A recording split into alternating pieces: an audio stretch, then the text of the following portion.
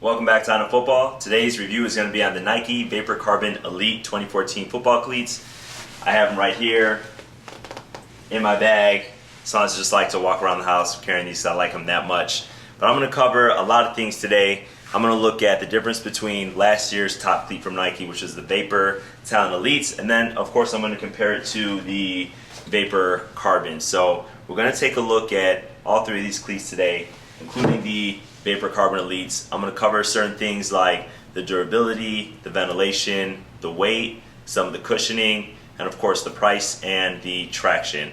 I'll give you color options and I'm going to go into all that detail. So without further ado, let's go ahead and check out how I tested it a little bit, and then we're going to get into the review.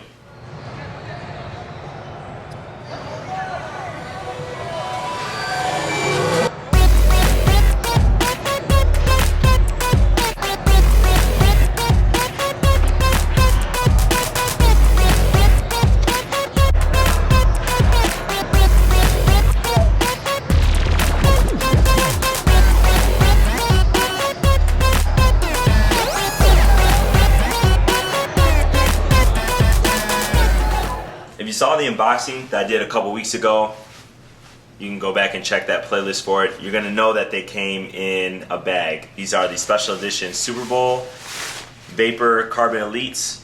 So that's why they came with a bag. I'm not sure if the other ones are going to come with a bag as well. That's something that you're going to have to wait and find out, but they're all going to be the same price. So these retail for about $150. That's something that all the other color options, when they are released, are going to retail for as well. But first, I just want to take a little bit of time and talk to you about some of the differences between this cleat and last year's cleat, the Vapor Talons. And we'll also take a look at the Vapor Carbons. One of the biggest differences between the Vapor Carbon 2014s and the Vapor Talons from last year are going to be the traction plate. As you can see, well, it's kind of hard to see because it's a clear outsole, but the blades all at the front are different heights. So I'm going to compare it to the Vapor Talons, and the Vapor Talons have the same traction pattern pretty much as the Vapor Carbons, the original ones, including the Talon studs in the middle here. So let's just take a look at this. You can see how thin the blades are between the Elites and the Talons, and that's going to allow you to dig into the grass or turf even more. And you can see how they're oriented. You have more blades up here, whereas on the Talons you have studs. Here again are going to be some studs, but if you look at the middle, those are going to be really thin blades. And anytime you have a thin blade, that's going to really allow you to dig into the surface that you're playing on. So here you're going to have another blade. You can kind of see it at the side, incorporated into a stud. So you've got a little bit of both. Now we're going to take a look at the heel, because the heel is another big difference in these cleats. So now you've got 3 points as opposed to 4, and you really have 2 at the side. So these are going to be good for lateral movement because they are blades, as well as back and forth acceleration. If you look at the rear, this is going to allow you to stop. So you don't have a rear stud or blade at the back of the Talons, but you do have them on the Carbon 2014. So that's new for this year. A lot of times you might slip if your heel is going to dig into the ground, and that's not going to happen on these cleats. So one of the other big differences is that you can see they both have carbon fiber. You've got carbon here in the middle, and you've got a full carbon plate. So I'm going to take a step back for a little bit, pull up the original Carbons. You can see this has a lot more carbon fiber than the Talons, but it still doesn't have as much carbon fiber as the 2014. So that's going to be lightweight support. It's super lightweight, it's super strong, and has a spring effect in it. Another thing that they did with this cleat, it's kind of modeled after the Vapor Lasers from Nike that were a combine cleat. They're used for sprinting in the 40, is the way this cleat is oriented. It's more like a track spike, where the plate at the bottom, when this is flat, the heel is going to be up. And again, what that does is the foot's going to be up, and as soon as the forefoot comes down, that's going to pop the heel up. So that's going to propel you a little bit faster, which is why this is called the Nike V Propulsion plate, where that's not something that you have in this cleat. As you can see, this is flat to the ground, so there's almost no propulsion. This is a little bit flexible and a little bit springy because of the carbon plate, but it's not nearly as much as what you're going to find in this cleat. All of those differences are going to make this a really good traction plate, and I give this cleat a 9 out of 10 in terms of traction. Another difference between this cleat and its predecessors are just going to be the weight factor. So the Talons last year were light, and I haven't weighed this cleat, but just holding it in my hand and on my feet, it does feel a little bit lighter than both the Talons and the Vapor Carbons. So that outsole here, the carbon fiber, really allows this cleat to be as light as possible. At least for Nike, it's probably one of their lightest cleats to date yet. For that reason, this cleat gets an 8 out of 10 for weight. It's not as light as some of the other cleats from other manufacturers, but it is lightweight enough for some of Nike's best cleats. When you take a look at more construction in this cleat, you're going to see that it has fly wire. Here's the fly wire that runs through the length of the shoe.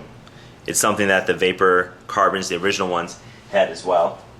You can actually see this fly wire. That's these points right here. But the Talons didn't have any fly wire, and so that made the fitment in the Talons a little more.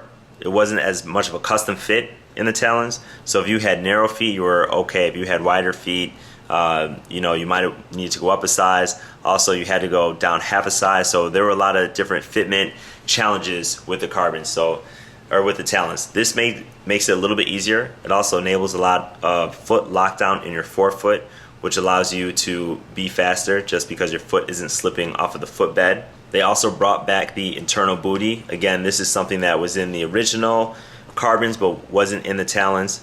So the tongue is actually part of the shoe.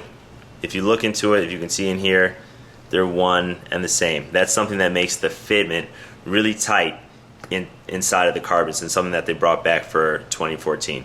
I did have to go down half a size, and I think that reasoning is this shoe doesn't have as much cushioning in the toe box as the Carbon. So in order to bring down that weight, they went a little bit less on the cushioning, so that does bring in the shoe a little bit to get that zero space, to get that fastest first step. You're going to need to go down half a size unless you have wide feet, and for that reason this shoe gets a 8 out of 10 for fitment.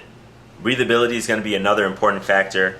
The only place that this shoe really breathes is going to be through the tongue. You can see the ventilation between the laces, and this is really no different from some of Nike's other cleats. Both the Carbons and the Talons had the same type of ventilation. I do think that the Talons ventilated a little bit more, and so for that reason I'm giving this shoe a 7 out of 10 for ventilation. Now let's talk a little bit about the cushioning in the shoe. This is a Vapor cleat. Vapor cleats from Nike are all about speed. They're all for skilled players, so it's not going to have a lot of cushioning inside. It is pretty thin when I felt it, with my hand. It's just as thin as the Talons. It's a little bit thicker than the Carbons, at least the original Carbons, but I didn't feel like it was too thin on my feet at all. I didn't feel like there needed to be a break-in period, so I really like that about this cleat. So the cushioning was really adequate, especially for speed players. It's nice and thin. It's very responsive.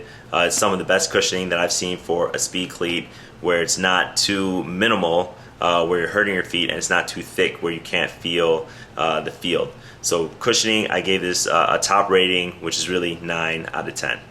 The durability of the cleat is something that I always like to talk about, and it's something that it really takes a year-long test, throughout the season to tell the durability.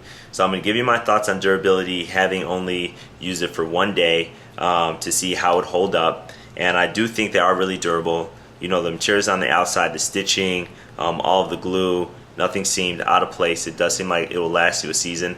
The only issue is that because of the outside material, in one day you can see that it started creasing. So you can only imagine how bad the creases are going to be after a whole season.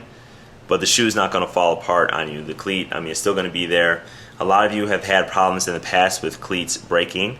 I don't think that's going to be an issue on this cleat, because they do have really thin blades, which would be easier to break, but they're reinforced by these kind of triangular blades as well that go from the horizontal blade into the cleat.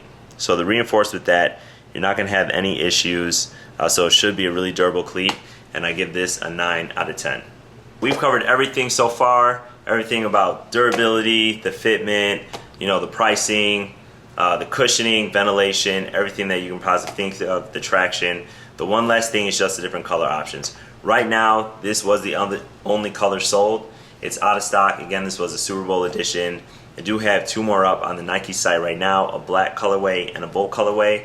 But if you saw my Instagram, you'll know that there are tons and tons and tons of colors planned, even more than the Alpha Pros that came out last year that had tons of colors. So definitely go to my Instagram. It's I Know Football. Check that out, and you can see all the different color options that will be available to you throughout the season. Not sure if these will show up on Nike ID. I hope they do, because I'll order me a pair. But other than that, that's my review. So if you like my review, remember to like, subscribe, give me a thumbs up, share it, and I will see you guys next time.